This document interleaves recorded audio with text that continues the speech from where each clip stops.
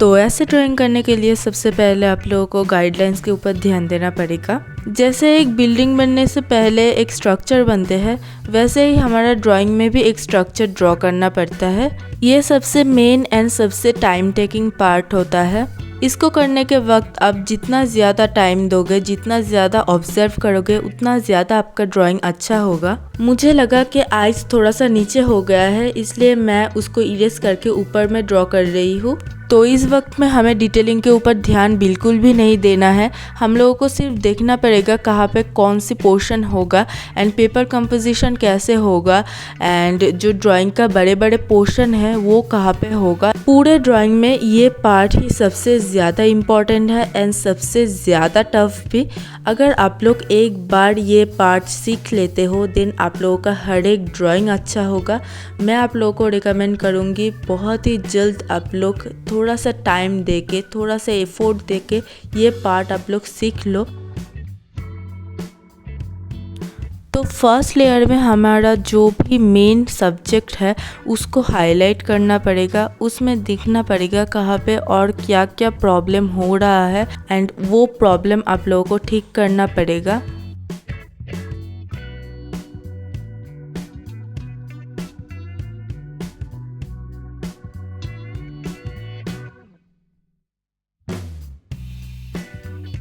तो इस पोर्शन में हम लोग थोड़ा सा डिटेलिंग करते हैं, लेकिन उतना भी ज़्यादा नहीं। आप लोगों को ये ध्यान में रखना पड़ेगा, एकदम पहले से ही डिटेलिंग में नहीं जाना है।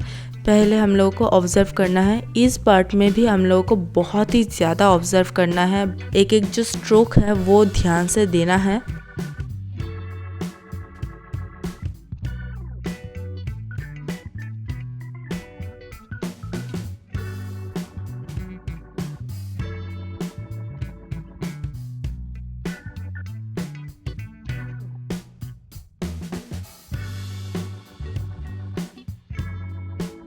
यहाँ पे मैं ऑब्ज़र्व कर रही थी और मुझे लगा कि एक आँख थोड़ा सा नीचे हो गया है, तो एंड रिज़ल्ट अच्छा नहीं आएगा इसके वजह से, इसलिए मैं इसको इरेज करके ऊपर में अच्छे से ड्रॉ कर रही हूँ। तो आई के ये वाले पोर्शन मेरा पूरा ड्रॉ करना कंप्लीट हो गया था, लेकिन फिर भी मैंने ऑब्ज़र्व किया और उसको अच्छे से ड्रॉ किया है। ड्राइंग का एक पोर्शन अच्छे से कंप्लीट हो गया, इसके मतलब ये नहीं कि उस जगह को आप लोग इग्नोर कर देंगे, आप लोग और ऑब्ज़र्व ही नहीं करेंगे। This part is the last chance for you, so observe as much as you can.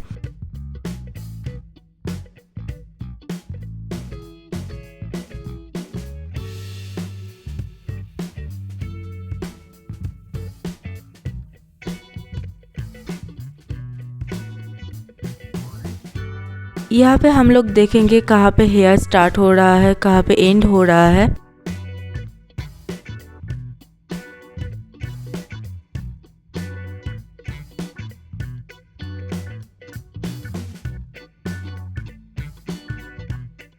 इस पोर्शन में हम लोग देखेंगे कौन सी चीज़ें हमारे सब्जेक्ट को इन्हेंस करते हैं, वो सब चीज़ें हम लोग ऐड करेंगे, जैसे कि हैंड कास्ट टेक्निक, ये सब चीज़ें हम लोग ऐड करेंगे।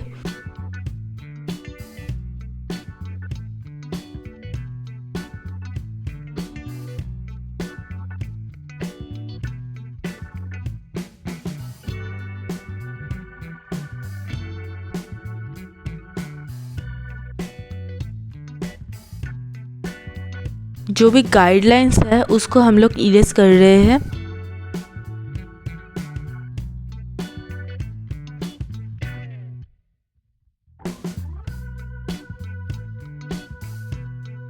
ये पार्ट है हम सबका फेवरेट डिटेलिंग वाले पार्ट। इस पार्ट में आप लोग अच्छे से डिटेलिंग करना, अच्छे से देखना कहाँ पे कौन सी डिटेलिंग है।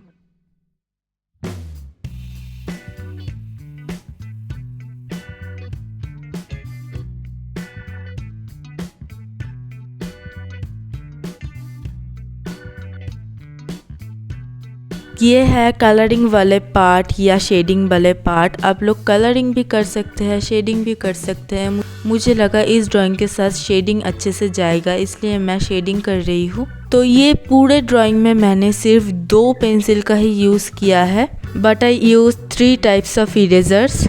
जैसे पेंसिल्स ज़्यादा ज़रूरी है, वैसे इरेजर्स भी बहुत ज़्यादा ज़रूरी है।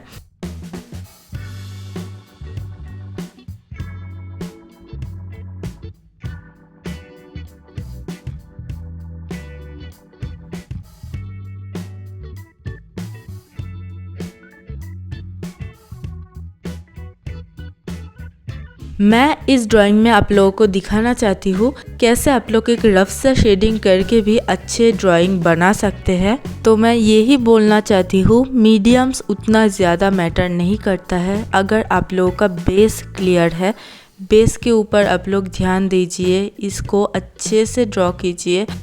अगर इस ड्राइंग में मैं रफ सा नहीं रियलिस्टिक सा शेडिंग करती, लेकिन मेरा जो ड्राइंग है, जो गोजो का आई है, गोजो का लिप्स है, वो ही ठीक ठाक जगह में नहीं होता, तो क्या एंड रिजल्ट अच्छा होता? द आंसर इज नहीं। क्या आप लोग इस ड्राइंग को देखने आते? नहीं। ऐसे ही आप लोगों को भी सोचना पड़ेगा, ऐसे ही आप लोगों को ड्रॉ करना पड़ेगा। आप लोग कोई भी ऐसे आर्टिस्ट के पास चले जाओ जो फ्री हैंड के ऊपर काम करता है, वो सभी आप लोगों को कहेंगे कि बेस को क्लियर करो, बेस को जितना हो सके, जितना अच्छे से हो सके क्लियर करने की कोशिश करो।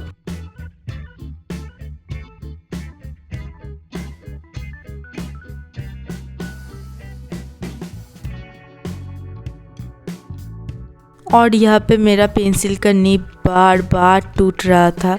मैं उतना ज़्यादा प्रेशर भी नहीं यूज़ कर रही थी, फिर भी ये बार बार टूट रहा था।